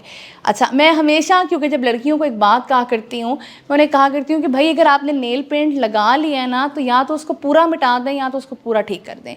ये मत एक्सक्यूज़ दिया करें मुझे कि जी मैंने आधा था, टाइम नहीं था, बिकॉज़ ये शो कर रहा होता है कि आप कितने ज़्यादा लेज़ी हो। या तो पूरा हटा दो या तो पूरा लगा लो। समटाइम्स उतना होता है, आधा आधा लगा होता है। तो इसी तरीके से आपके हाथ में जो आप एक फ़ाइल लेके जाते हो ना, उस फाइल में हमने कागज़ रखे होते हैं, बाहर निकल रहे होते हैं, डायरी में कागज़ रखे होते हैं, मोबाइल के पीछे ये चीज़ें हमने रखी होती हैं, पैसे रखे होते हैं। आपको पता है ये चीज़ें क्या शो करती हैं?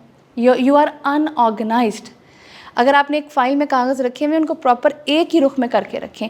ये अगले बंदे को ये मैसेज दे रहा है कि दैट पर्सन इज़ अनऑर्गेनाइज्ड, इसकी अपनी माइंड में थॉट्स जो हैं वो शटर हैं। तो ये कैसे एक प्रोजेक्ट को सिमेट्री में ले आके कंट्रोल करेगा। तो फिजिकल अपीयरेंस डू मैटर। आप एक फ़ाइल भी लेके जाते हो ना, तो उस फाइल को ऐसे पूरा पकड़ के लेके जाओ। ये चीज़ें हमें बताई जाती हैं कम्युनिकेशन के जो पूरे कोर्सेज होते हैं उसमें। हमेशा याद रखिएगा कि सामने वाले के पास सिर्फ 4 सेकंड होते हैं जिसमें उसने ये फैसला करना होता है कि उसने आप पे ट्रस्ट करना है कि नहीं करना, आपकी बात सुननी है कि नहीं करनी, आपको ये बंदा पसंद आया कि नहीं आया, मैंने इसके साथ ये फ्यूचर में काम करना है कि नहीं। ह्यूमन साइकोलॉजी के मुताबिक हम 4 सेकंड में ये काम कर लेते हैं और ये सब कुछ आपकी फ़िज़िकल अपीयरेंस बताती है। फेशियल एक्सप्रेशन बड़े ज़्यादा ज़रूरी हैं। फेशियल एक्सप्रेशन हमें बताते हैं किसी भी बंदे का बिहेवियर, के सामने वाला एंग्री है, अनॉयड है, फ्राउनी है, ठीक है, उसके माथे पे मतलब ऐसे, अगर आप किसी को ऐसे हर वक्त ही फ्राउनिंग फेस से करके बात सुन रहे हो तो वो कहेगा ये तो बंदा ही सड़ियल है, ठीक है। हमें पता ही नहीं होता कि हमें हमारे फेशियल एक्सप्रेशंस पे ये eye contact non verbal communication की सबसे ज़्यादा स्ट्रॉन्ग चीज़ है। कैसे? अब ये देखें, ये 2 तरह से आंखें बनी हुई हैं। देखें ये आंखें क्या कहती हैं। आंखें जब ऐसे ऊपर की तरफ होंगी इसका मतलब है वो कुछ रिकॉल करने का सोच रहा है, और अगर उस तरफ होंगी तो इसका मतलब है कि वो किसी थिंकिंग के प्रोसेस में है। जी ना दोनों ऊपर है, लेकिन देखिए एक किस तरफ है, दोनों हैं अपवर्ड, उसके राइट पे है लेकिन आपके लेफ्ट पे है क्योंकि आप सामने है ना। अगर उसको मैं यहाँ पे इमेजिन करूँ तो वो यही तो मैंने ब्रैकेट में लिखा हुआ है ना कि एक का राइट है एक का लेफ्ट है ना, इस तरफ वाले का वो है, सामने वाले का ऑपोजिट ही होगा ना, तो वो मैंने इसलिए ब्रैकेट में लिखा हुआ है कि अगर उस तरफ है तो ये देखिए इसका मतलब है वो कुछ रिकॉल कर रहा है, और अगर इस तरफ है तो उसका मतलब है कि वो बेसिकली कुछ विजुलाइज थिंकिंग के प्रोसेस में है। ये चीज़ें आपको हेल्प करेंगी। Now next, movement and postures are very important, ठीक है। ये बेसिकली बताते हैं कि अब आप सामने वाला आपको कहना क्या चाह रहा है। इसके लिए मैं अब डायरेक्ट इस पे आऊँगी। लाइन जी, पहला आपको क्या लगता है कि क्या कह रहा है? पहला सोचता है और दूसरे चलें, इसकी पिक्चर्स लेनी है तो ले लें, समझ लें कि ये बेसिकली कई किताबों से रिसर्च करके ये फाइनल ऑथेंटिक रिजल्ट्स हैं। पहला बंदा ये कह रहा है कि ऐसे जब वो अपने मुंह पे हाथ रख के बैठा हुआ है तो बेसिकली वो ये सोच रहा है कि बेसिकली अब अगले बंदे को चाहिए कि बहुत हो गई है, इनफ हो गया, अब इस बात को ख़त्म करें।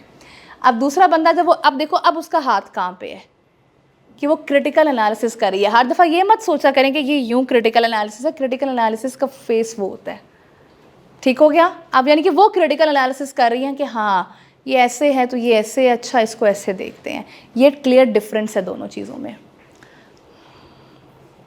नाउ नेक्स्ट, एवेलुएशन का सिग्नल ये है, और अगर कोई फीमेल होगी तो वो यहाँ रख के एवेलुएट करेगी लाइक दिस।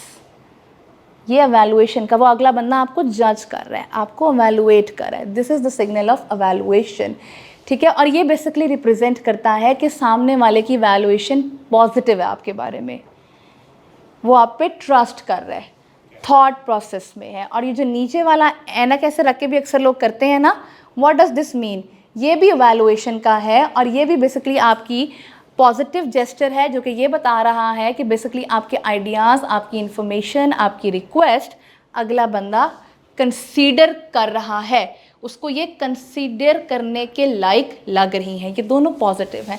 नाउ अगले वाला देखें, ये कंफर्टेबल लग रही है आपको, ये लग रहा है कि ये बिल्कुल पुरसुकून से है, लेकिन ये यकीन मान लें ये आपने इसको मुतमईन नहीं किया, या आपको डिसअप्रूव कर चुकी हुई है। इसको प्रूव कैसे करें? क्या अप्रूव, यानी कि आपने कोई हरकत ऐसी कर दी है कि इसने आपको डिसअप्रूव कर दी है। इसको अप्रूव नहीं करना इसको अप्रूव कैसे करना है? अब आप देखें कि आप इसके सामने कैसे बैठे थे। अगर ऐसे बैठे होंगे तो अप्रूव नहीं करेगी, मेरे जैसी होगी तो बिल्कुल भी नहीं करेगी। आप देखो ना, अभी मैं ऐसे ही खड़ी हूँ, आप हमने ऐसे बैठे हुए हैं, आपको लग रहा है कि शायद मुझे आप लोग बड़े पसंद आए हैं, मैं स्माइल भी कर रही हूँ, मैं कंफर्टेबल भी खड़ी हूँ, लेकिन ये आपको अप्रूव नहीं किया इसने। अब यहाँ देखें कैसे, अभी आपके बैठने के तरीके भी देखना, आप खुद ही ठीक करेंगे। नहीं नहीं अभी खुद ही करेंगे, आगे आएंगे आप मुझे खुद बताएंगे कि आप कैसे बैठे हुए हैं ना। ये जो इस तरह करके बंदा बैठता है ना, यूं करके, यूं, इसका मतलब है कि बस जल्दी जल्दी अपनी बात ख़त्म करो, मुझे कोई तुम्हारी बात में कोई इंटरेस्ट नहीं है। वो देखो कह भी रहे कि बात ख़त्म करें, और नीचे पॉइंट देखें कि ये हैंड्स इंडिकेट कर रहे हैं कि आपने वो कोई इंटरेस्टेड नहीं है आप में ना। ऊपर वाला देखें, ऊपर वाली लेडी क्या कह रही हैं कि वो अपनी जॉब से खुश नहीं है, अनसर्टन है। अनसर्टन का क्या मतलब होता है? गैर यकीनी, उन्हें किसी चीज़ पे कोई यकीन भी नहीं है, कभी भी कुछ भी हो सकता है। ये हाईएस्ट डीमोटिवेशनल स्टेट होती है किसी भी बंदे की। और ये जो बंदा कभी ऐसे कर रहा होता है ना, यूं यूं, एक बड़ा फेमस एक्टर है, वो अक्सर नाक को यूं यूं करता है। हाँ इंडियन है, इसका मतलब है आई डोंट केयर, और उसका बिहेवियर भी यही है कि उससे बात कर रहे हो तो आई डोंट केयर, वो भी आएगा देखिएगा आगे। तो ये जो ऐसे बंदा कान को कर रहा होता है ना, इसका मतलब ये है कि मुझे आपकी कोई बात बस अब मज़ीद सुनने के मैं हक़ में नहीं हूँ, मैंने बहुत सुन ली है। जब कोई बंदा ऐसे कर रहा होता है, हाँ बस बहुत सुन लिए। नहीं एक ज़रूरी नहीं कि शुरू में ही वो कह रहा हो, कि मतलब जब भी आपको कॉन्वर्सेशन के दरमियान की जेस्चर्स मिलें, बिकॉज मैं आपको ये बता रही हूँ कि you all are going to be a professional, या सम टाइम लोग आप में से प्रोफेशनल अभी हैं, तो आपको इन चीज़ों का पता होना चाहिए। नाउ व्हाट अबाउट दिस,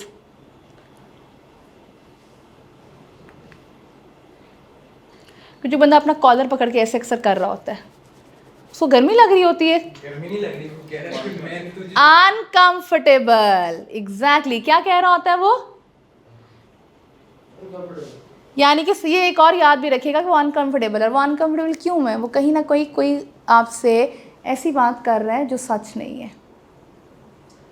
या जिसमें हकीकत नहीं है, या आपसे कोई ऐसा वादा कर रहा है एज अ बॉस जो आगे जाके पूरे होने वाला नहीं है। ये ह्यूमन साइकोलॉजी है। अनकंफर्टेबल स्टेट में हम अपने हाथ और इस तरह की चीज़ों को टच करना शुरू कर देते हैं। इसका मतलब है कि हम जो कमिटमेंट कर रहे हैं ये पूरी नहीं होने वाली। समझें ये अपने बॉसेस के, अपने लोगों के जेस्चर्स को, कि बॉस ने तो कहा था कि मैं करूँगा, लेकिन लाइक दिस ये होना नहीं है, ठीक है ना। ये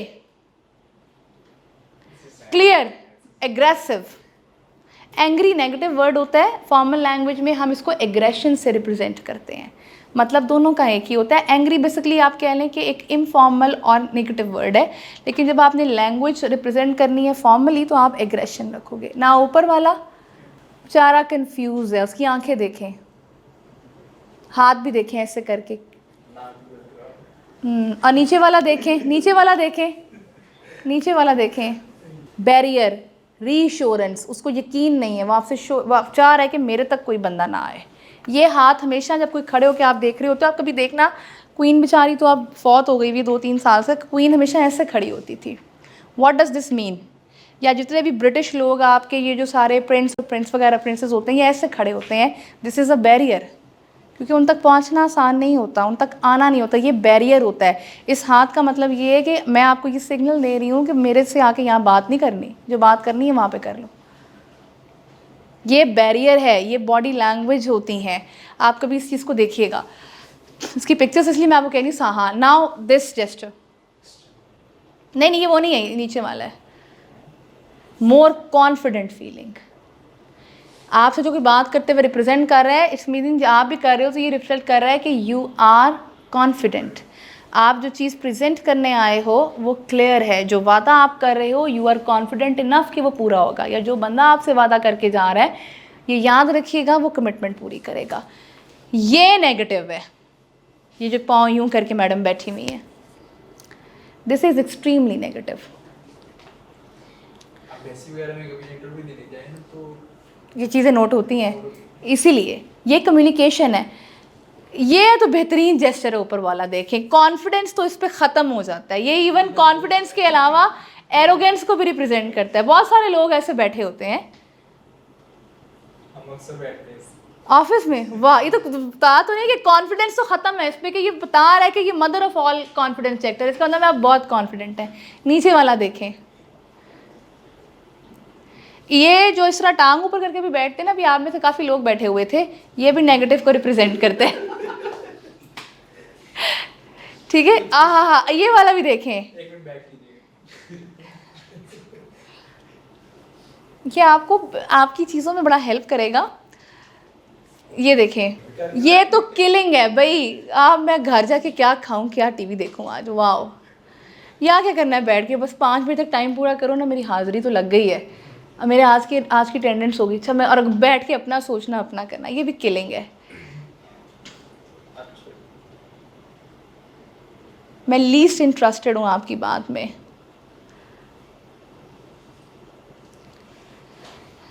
एंड व्हाट अबाउट दिस? मतलब ये जो लोग होते हैं ना, इस तरह टांग रख के जो यूं करके बैठते हैं, वो चाह रहे होते हैं कि ज़रा सामने वाला मुझे कन्फ्रंट करे, ज़रा मुझे बुलाए। वो कहते हैं ना, मुझे बुलाएं तो मैं बताऊँ उसको। ये वो बिहेवियर है। और जो ये नीचे वाला है, टू मच। कि मेरा ऑफिस है भाई, मेरी जागीर है। Any problem? आपने कभी इसको देखा है ऐसे बैठे, किसी को देखे हुए? गुड, मैंने भी देखा है। एक ऑर्गेनाइजेशन में, बड़ी लीडिंग यूनिवर्सिटी है, उसके किसी ज़माने में जब मैं एचओडी नहीं होती थी, तब किसी एक एचओडी को ऐसे देखा है। कमाल नहीं हो गया वैसे? ये वो बता तो रहा है कि मेरी ऑनरशिप है, मेरा ऑफिस है। वो कह ही क्या रहा है, वो देखो, वो कि मेरी टेरिशरी क्या होता है आपको पता है? द वर्ड टेरिशरी ये लिखा हुआ है, क्लेमिंग मेरा इलाका। टेरिशरी इलाका, मेरा इलाका है, मेरी मलकियत है। ऑनरशिप मलकियत। आप टच, हाथ मिलाना देखें। ये जो दूसरा हाथ है ना, ये बेसिकली मतलब जो इसको मैंने फ़िश बनाया हुआ है, ये वेट फ़िश, ठीक है। ये जो ऐसे लोग हाथ करके मिलाते हैं यूं करके, एग्जैक्टली ये वो है। इसका मतलब है कि अगले बंदे का करेक्टर वीक है। इसको आप वीक करेक्टर से मुराद ये है कि स्ट्रॉन्ग और वीक करेक्टर मैं उसको कहती हूँ कि इसको मनाना मुश्किल है या इसको मनाना आसान है अपनी बात पे। तो वीक करेक्टर मीन इसको अपनी बात पे कन्विंस करना आसान है। जो बंदा अगला एग्जैक्टली इसका हाथ ऐसे नीचे की तरफ है ये। देन उसके बाद ये वाला जो आपसे बड़ी ज़ोर से हाथ मिलाता है कि आपको ऐसे लगता है कि आपकी तो हड्डी टूट गई है, ठीक है। इसका मतलब है कि ये सामने वाला एक्सट्रीम डोमिनेंट करेक्टर का मालिक है, ठीक है। और ये वाला जो बिल्कुल ही ऐसे यूँ करके, हाँ जी ठीक है मैंने हाथ मिला, ऐसे बहुत ही मिलाते हैं ना, ऐसे बिल्कुल ही, इंडिकेट्स कंट्रोल। नाउ ये देखें, हैंडशेक अगर आपको कोई बंदा बेसिकली 1 से 2 दफ़ा दे रहा है पहली मुलाकात में, तो इसका मतलब ये है कि वो बंदा आपके साथ इनसिंसियर है। जो ज़्यादा आपको 1 दफ़ा से ज़्यादा उठ के सलाम कर रहा है और 1 दूसरा ज़्यादा, तो इसका मतलब ये नहीं कि वो बहुत अच्छा है, वो इनसिंसियर है आपके साथ, ठीक है। इनसिंसियर, आपके साथ सिंसियर नहीं है। नुकसान भी हो सकता है, आपके हक में नहीं, अच्छा बस आसान लफ्ज़ों में, ठीक है जी। आप किसी से हाथ मिलाते हैं तो हमेशा याद रखिएगा कि हाथ मिलाते हुए आपकी जो ये आपका हाथ मिलाते हैं या आप कंधे आगे करके बैठते हैं या कंधे हिलाते हैं, ये सामने वाला बंदा ये शो कर रहा है कि वो आपकी बात सुनने को तैयार है। अगर कोई ऐसे आर्म क्रॉस करके बैठा हुआ है, ग्रिप करके बैठा होता है, कुर्सी के ऊपर पाँव रख के बंदा बैठा हुआ है, लेग क्रॉस करके बैठा हुआ है, तो वो डिफेंसिव होता है। एवेलुएशन यानी कि जो सारी तस्वीरें मैंने आपको दिखाई हैं ना, अब मैंने उसको ये रिटन लिख दिया कि अगर कोई हैंड को ऐसे चीक पे रख के बैठा हुआ है, अपनी जो बियर्ड है, दाढ़ी है, उसको ऐसे ऐसे कर रहा है, आपकी कुछ चीज़ों को देख रहा है, कुछ चीज़ पिंच कर रहा है, तो वो एवेलुएट कर रहा है। और अगर कोई सीक्रेटिव है या कुछ इस तरह का है, यानी कि बार बार नाक टच करना या मेरी तरफ मत आओ या हु डोंट केयर वाला, तो ये वो है। एक बात तो हम देखते हैं यूज काम लेते हैं ना, वो ऐसे टच करते हैं, जस्ट अ फिंगर, हाँ, लीस्ट इंटरेस्टेड, ठीक है। इसी तरीके से ये सारी चीज़ें, कोई एक से अगर इस तरीके से बात करके खड़ा होकर आपसे बात कर रहा है, तो उसका मतलब है वो आपकी बात सुनने को, मानने को तैयार है। ये सारी चीज़ें, जैसे कि आप कोई ऐसे हाथ करके बैठा हुआ है, तो ये आपकी रीअश्योरेंस है। आपका कोई अगर कोई लेडी अपना नेकलेस ठीक कर रही है, तो उसका मतलब है कि वो आपसे पूछ रही है कि वाकई ये काम आपने करना है कि नहीं करना। इसी तरीके से हेड पीछे करके बैठा हुआ है, आपके हाथों को यूं यूं यूं कर रहा है, ठीक है। कभी कह रहा है मेरी ये दर्द हो रही है, कभी ऐसे कॉलर को ये कर रहा है, तो उसका मतलब है वो बंदा फ्रस्ट्रेटेड है, उसके किए हुए वादे पूरे नहीं होने। ये सारी बातें जो मैंने अब तस्वीर में आपको दिखाई थी, अब ये मैंने उसको आगे जितनी भी स्लाइड्स आएंगी वो सारी समरी है। तो अगर जो बातें मैंने आपसे की हैं, अब मैंने उसको एंड में समरी में करके लिख दी है। ये देखें, now what is this? Agree है, साइन करने की। ना agree, super natural position, most positive, most honest, most sincere position ये आपकी आती है। ये जो सारी मैंने आपको इंटरप्रेशन बताई है, ये देखो, ये एक तरफ नॉन वर्बल है, ठीक है। कोई बंदा बहुत सीधा खड़ा है तो ये कॉन्फिडेंस को रिप्रेजेंट कर रहा है, इस तरह रेडीनेस है। ये सारी चीज़ें जो मैंने आपसे वन बाय वन बात की है, ये वन बाय वन अब ये सारी बॉडी लैंग्वेज और उसकी इंटरप्रेशन ये आपके साथ शेयर कर देंगी मैडम। ये देखें, होगी बात? हो गई है। अगर लेनी भी है पिक्चर तो ले लो। ऐसे कोई अपनी एक और कर रहा है तो उसका मतलब है कि वो ज़रा आप पे बिलीव नहीं कर रहा। ये सारी चीज़ें जो मैंने वन बाय वन आपको बताई हैं, अब मैंने उसकी, और कोई, हाँ, नेल बाइट करना, नर्वसनेस एंड इनसिक्योरिटी, ये सारी मैंने इसकी चीज़ें लगा दी हैं, ठीक है। अब बॉडी लैंग्वेज को ये देखें, ओपन होती है और क्लोज्ड होती है। ये देखें, ये सारी आपको बता दी हैं कि एक बंदा आपको बोर्ड है, लिसन कर रहा है, वैल्यूएट कर रहा है, ध्यान से सुन रहा है। वो सारे पॉइंट जो मैंने आपको तस्वीरों के थ्रू दिखाए थे, अब मैंने इस चार्ट में कर दिए हैं। आप ये देखो, अगर उसके पाँव खुले तो वो आपको सुन रहा है। आर्म्स अगर उसकी बैक पे स्माइल है तो वो अटेंटिव है। डिफेंसिव, ये देखो ऐसे करके बैठा हुआ है ना हाथों को यूँ, तो वो डिफेंसिव है, ठीक है। रिजेक्शन, पीछे करके बैठा हुआ है, आर्म्स को क्रॉस्ड करके बैठा हुआ है, ठीक है। ये देखो, ये सारी चीज़ें, झूठ बोलने का कैसे पता चलेगा? वो बार बार अपना फेस टच कर रहा है, अपना माउथ टच कर रहा है, कभी अपने कर रहा है, आपसे नज़र नहीं मिला रहा, आपकी तरफ देख नहीं रहा, ठीक है, कुर्सी पे आगे पीछे हो रहा है। ये सारी सिचुएशंस मैंने यहाँ पे लिख दी हैं ये इसी तरीके से। ये कौन सी बॉडी लैंग्वेज क्या बता रही है? बात करने के लिए यार, मेरे पास कोई बात नहीं जान छुड़ा रहा है। Next, evaluating pose। And what about this? ये तो बड़ा बताया था मैंने यहाँ पे। ओवर कॉन्फिडेंट, यहाँ पे किसी ने कहा था मैं ऐसे भी बैठता हूँ, आपने ही कहा था। अक्सर बैठते हैं। ओवर कॉन्फिडेंट, कॉन्फिडेंस तो हम पे ख़त्म है हमेशा। अच्छा, ये अब लास्ट स्लाइड है, इसको ध्यान रखें। बॉडी लैंग्वेज 23% आपके कपड़ों, बॉडी लैंग्वेज में 23% आपकी ड्रेसिंग का हाथ है। ड्रेसिंग में मैं कभी भी ये नहीं कहती कि महंगे महंगे कपड़े पहनो, इससे मुराद ये होती है साफ़ सुथरे, प्रॉपरली आयर्न्ड कपड़े, ठीक है। आप अगर किसी ऑफिस में गए हो तो आपका ड्रेस फॉर्मल होना चाहिए। अगर जैसे मैं अपनी तो लड़कियाँ जो मेरे पास हैं उनको तो हमेशा कहती हूँ कि क्या चूड़ीदार पजामे पहन के, फ्रॉक पहन के आ जाती हैं? भाई सीधी सीधी शलवार कमीज़, सीधे ट्राउज़र के साथ सीधी कमीज़ पहने, ना ज़्यादा फिटिंग वाली हो ना ज़्यादा खुली हो, बिकॉज ये क्लोथ्स आपको रिप्रेजेंट करते हैं। आपने जो ईद के शलवार कमीज़ें और बड़े अच्छे अच्छे कपड़े पहनाए हुए, उसको ईद में दोस्तों की दावत में पहने आप भी। ये जीन्स और टी शर्ट पहन के ऑफिस में मत जाएँ, आप फॉर्मल वेयर की शर्ट्स पहने, आप चेक पहने, आप प्लेन्स पहने, ये बहुत अच्छे लगते हैं लड़कों पे और ये पसंद किए जाते हैं। कंट्रास्ट अच्छे अच्छे पहने, मतलब इसमें कभी भी महंगे कपड़े नहीं आते, साफ़ सुथरे मौके की मुनासबत के कपड़े और प्रॉपरली आयर्न्ड हुए हुए कपड़े, ठीक है। आपके बाल आपने कंघी किए हुए हैं, जेस्चर्स आपके खड़े होने के तरीके, आपके इस तरह सुनने के तरीके, these represent 57% of the body language. और बाकी का 20% क्या रिप्रेजेंट करता है? आपका फेशियल एक्सप्रेशन। क्लियर हो गई चीज़? नाउ कंक्लूजन मैंने अब आपको ये दिया कि बॉडी लैंग्वेज ने, किसी भी बंदे ने आपकी बात मानी जानी है कि नहीं मानी जानी, इसका सारे का सारा दारोमदार आपकी बॉडी लैंग्वेज के ऊपर है।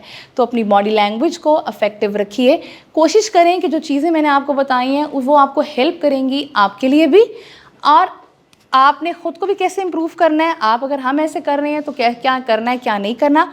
और दूसरी चीज़ ये कि अगर आपने बेसिकली सामने वाले को वैल्यूएट करना है तो भी आपको मस्ट पता होनी चाहिए। ये चीज़ें आपके लिए मोस्ट इम्पॉर्टेंट है। नॉन वर्बल कम्युनिकेशन बहुत इंपॉर्टेंट है, इस पे काम करें। ये समटाइम्स लोग बात सुन रहे होते हैं आपकी, लेकिन साथ साथ कुछ करते हुए ऐसे कर रहे होते हैं। इसका मतलब सुन तो रहे हो लेकिन सर हिला रहे हो। आपका जेस्चर आपके रिस्पॉन्ड के साथ मैच मस्ट करना चाहिए। हमेशा याद रखिएगा कि मिसमैच कम्युनिकेशन नहीं करनी। Your gesture, your facial expression आपके वर्ड के साथ मस्ट मैच होना चाहिए। तो that's all from my side. ये लोगों को सिग्नल देता है कि हम कितने सिंसियर, कितने सच्चे, कितने ऑनेस्ट, कितने झूठे हैं। तो that's all my from side. अपने अच्छे जेस्चर्स को, आप आने वाले वक्त के एक फ्यूचर के मैनेजर्स हो तो this is all from my side, इसको अच्छे से करो।